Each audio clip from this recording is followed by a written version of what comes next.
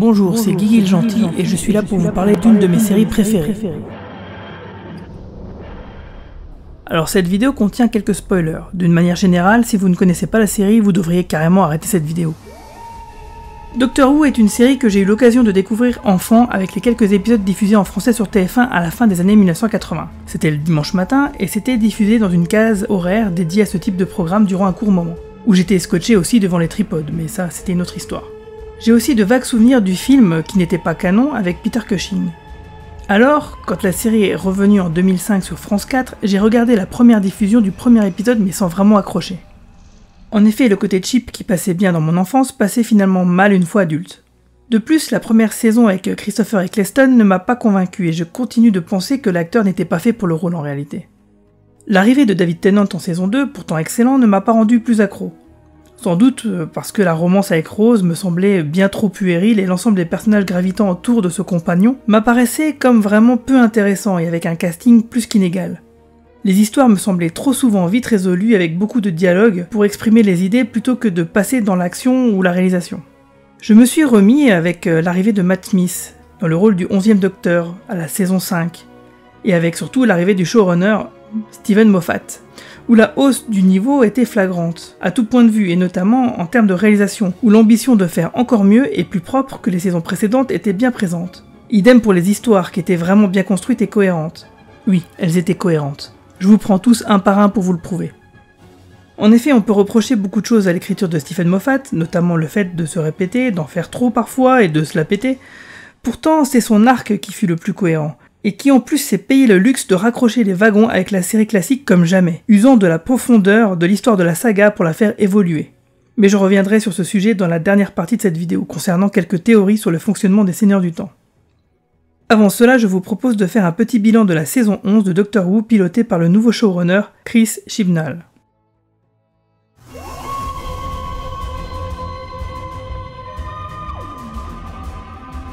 Alors je ne vais pas y aller par quatre chemins, cette dernière saison m'a pas mal déçu. Pourtant ce n'est pas du tout la faute de Jodie Whittaker, qui est une actrice géniale et une parfaite docteur, à tel point qu'effectivement on oublie totalement le genre du personnage. Si la saison est décevante, ce n'est donc pas à cause de l'actrice, même pas à cause des autres personnages comme les compagnons, encore que, mais bel et bien à cause des histoires. Comme je le disais précédemment, on peut reprocher beaucoup de choses à Steven Moffat, mais au moins ces épisodes avaient de la gueule, étaient ambitieux et la continuité était au top comme jamais. Le souci étant qu'il répétait beaucoup de ses mécanismes narratifs, et qu'il pouvait parfois se perdre dans ses effets de style jusqu'au too much, ce qui me fait dire que si on peut regretter Moffat, ce ne serait pas non plus une bonne chose qu'il revienne. C'est vrai que la saison 8, la première de Peter Capaldi, était un peu relou, mais la saison 9 et la 10 n'étaient pas mal du tout, même si certaines choses tournaient en rond. Du coup, je comprends tout à fait qu'avec la saison 11 et ce renouveau complet, nouveaux acteurs, nouveaux personnages, nouveaux ennemis, nouveaux formats, nouveaux showrunners, nouvelle musique, etc., il faille faire un retour à des choses plus classiques et plus sobres. Mais pour autant, qu'est-ce qu'on s'ennuie car les scénarios ne sont clairement pas très originaux et me semblent aussi peu trépidants que ceux des premières saisons qui m'avaient si peu enchanté à l'époque. Si ces histoires basiques avec trop de coïncidences heureuses et d'usage de tournevis soniques pour faire avancer les intrigues pouvaient passer pour l'ensemble des téléspectateurs au début du revival en 2005, il semble que cela passe beaucoup moins bien en 2018 avec des attentes beaucoup plus grandes de la part du public. Par contre, je vais vous épargner tous les commentaires misogynes qui nous expliquent que si la saison 11 est mauvaise, c'est parce que le personnage principal serait devenu une femme. Ce qui est complètement idiot, évidemment. Autant idiot que de dire que si le remake de Ghostbusters est mauvais, c'est à cause de son casting féminin, qui n'est évidemment pas le cas. Le film est mauvais, mais ce n'est pas à cause des actrices. Fin de la parenthèse. Le personnage du Docteur est excellent pour cette saison, même si certaines de ses décisions paraissent parfois incohérentes, mais j'y reviendrai plus tard. Par contre, les compagnons me semblent aussi peu intéressants que pouvait l'être Rose et toute sa famille. À commencer par Ryan Sinclair, qui hormis sa relation avec Graham n'a pas grand chose pour lui, et le personnage semble souvent de trop dans les épisodes. Et l'interprétation assez moyenne de Tosin Cole n'arrange rien.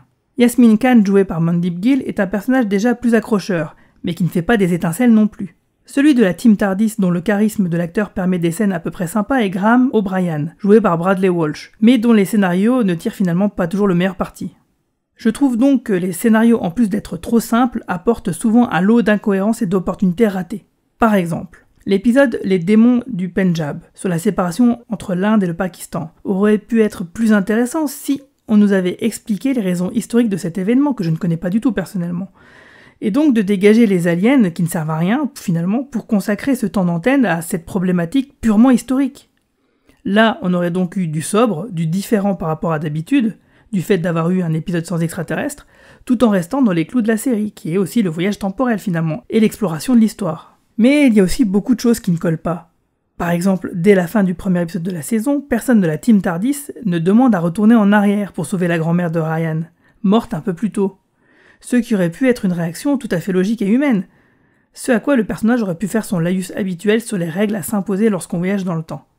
Mais, quelques épisodes plus tard, par contre, pas de souci pour que Zaz voyage dans le temps pour voir sa grand-mère et interagir avec elle de manière dangereuse pour la préservation de la timeline.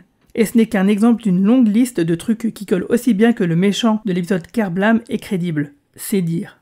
Une autre occasion manquée tient au changement du sexe du docteur selon moi, qui aurait pu nous en apprendre un peu plus sur le mode de fonctionnement des Seigneurs du Temps.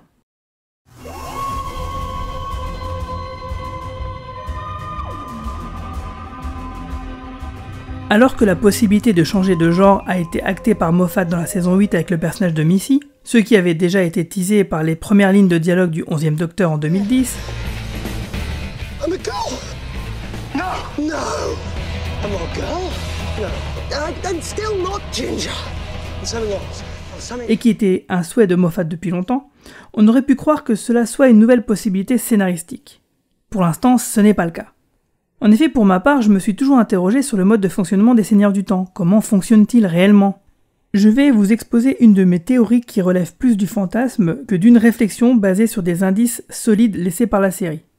Alors tout d'abord, nous savons notamment avec la série classique que la bureaucratie et l'administration de Gallifrey est faite de nombreux bureaux distincts et complexes. On constate bien qu'il y a un système de caste dans toute cette société, où tout est catégorisé. Le directeur d'une caste se nomme cardinal et représente son clan au Haut Conseil, et aussi le chef scolaire de l'académie des enfants de son clan. Toute la population gallifréenne est ainsi codifiée, ce qui n'est pas sans rappeler par certains aspects la monarchie anglaise et le système des lords anglais. Parmi les différentes castes, il y a par exemple les Patrex qui sont de grands artistes, les Arcaliens qui sont des guerriers fiers et courageux que l'on voit beaucoup dans l'épisode du cinquantenaire, et encore sans doute beaucoup d'autres. L'un des piliers centraux de la Société des Seigneurs du Temps est l'Académie. Le 10e Docteur raconte d'ailleurs dans l'épisode que t'appelais Tambour que les enfants y entrent à l'âge de 8 ans. Après avoir été séparés des familles et seront alors confrontés à un schisme métaphorique modérateur qui est une sorte de point de vue permettant d'observer directement le vortex du temps, dans lequel voyagent les TARDIS. Mais si tout un peuple peut voyager dans le temps, la vie serait impossible. Ce serait vraiment compliqué, comment se forment alors les familles ? Mais et si ce n'était pas le cas ? L'appellation Seigneur du Temps semble bien prestigieux et indiquer qu'il s'agit d'une caste supérieure qu'il faut distinguer des Gallifréens de base. Sinon, pourquoi cette appellation spéciale existerait si ce n'est pour faire un distinguo ? Je pense donc que les enfants qui sont envoyés à l'académie pour devenir des Seigneurs du Temps sont choisis parmi toute la population. Comme d'ailleurs l'épisode du 50e anniversaire nous l'a montré, il y a pas mal de Pékins moyens sur le Gallifrey, qui ressemblent à ce que pourraient être des paysans ou des artisans, tandis que les Seigneurs du Temps semblent diriger la planète. Voici donc ce que je pense. Les Gallifréens de base ne peuvent pas se régénérer et n'ont pas le droit de voyager dans le temps. Ces privilèges sont réservés aux seuls Seigneurs du Temps, qui sont sélectionnés dès l'enfance. Les familles sur Gallifrey peuvent donc se constituer de manière tout à fait simple, et sans doute identique à ce qui se fait sur Terre.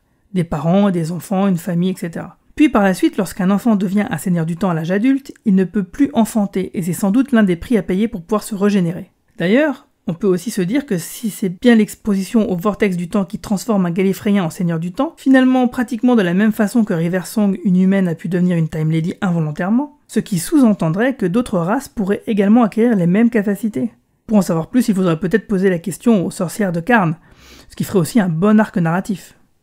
Pourquoi je me dis ça ? Tout simplement parce que je me demande ce qui se passerait si une Time Lady était enceinte et que celle-ci devait se régénérer. Qu'arriverait-il au fœtus ? Se régénérerait-il également ?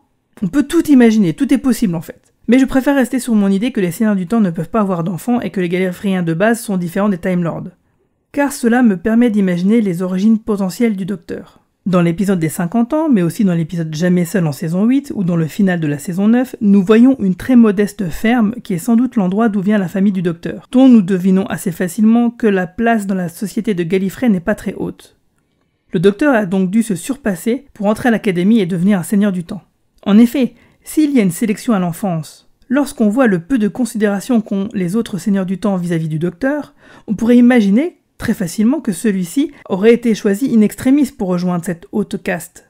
Ou même qu'il aurait triché en quelque sorte pour y arriver, à la manière du capitaine Kirk avec le Kobayashi Maru dans Star Trek.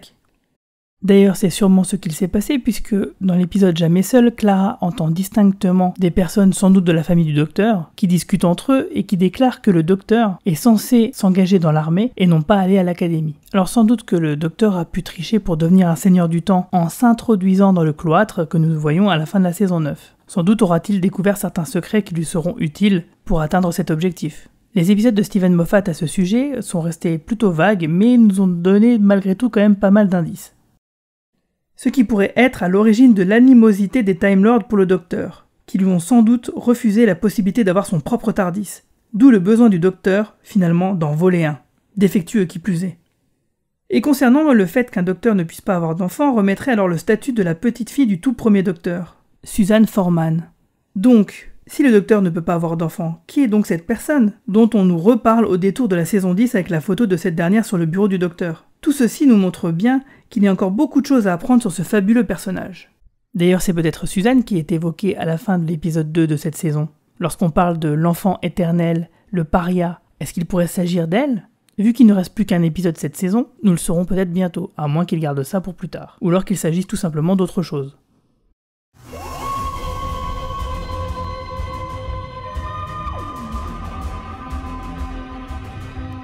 Pour conclure, le changement de sexe du personnage aurait donc pu explorer ces quelques pistes avec une belle retcon afin d'avoir un côté un peu plus épique, ce qui nous permettrait de faire avancer le statut de Gallifrey dans la mythologie de la série. Mais pour être honnête, je ne trouve pas ça si dommage que les scénaristes n'explorent pas du tout ça, car garder une bonne part de mystère, c'est aussi bien. Mais ce n'est qu'un exemple pour montrer que cette saison 11 m'aura paru pas mal terne, même si elle n'est pas si catastrophique au vu de mes attentes. Mais que bon, avec un peu plus d'effort, elle aurait pu être mieux. En effet, ce n'est pas si grave d'avoir une saison en demi-teinte au sein de cette saga qui peut si facilement se réinventer. Avoir une saison gâchée entre guillemets a moins d'impact sur la série Doctor Who que pour une série comme, au hasard, X-Files par exemple. Cette année, il n'y aura pas d'épisode de Noël. Alors rendez-vous pour la saison 12 qui sera déjà la dernière de Jodie Whittaker et du nouveau showrunner, qui quitteront la série à ce moment, sans doute mécontents de la façon dont la production se déroule et de l'accueil très mitigé des fans. Sur ce, je vous laisse et je vous dis à très bientôt.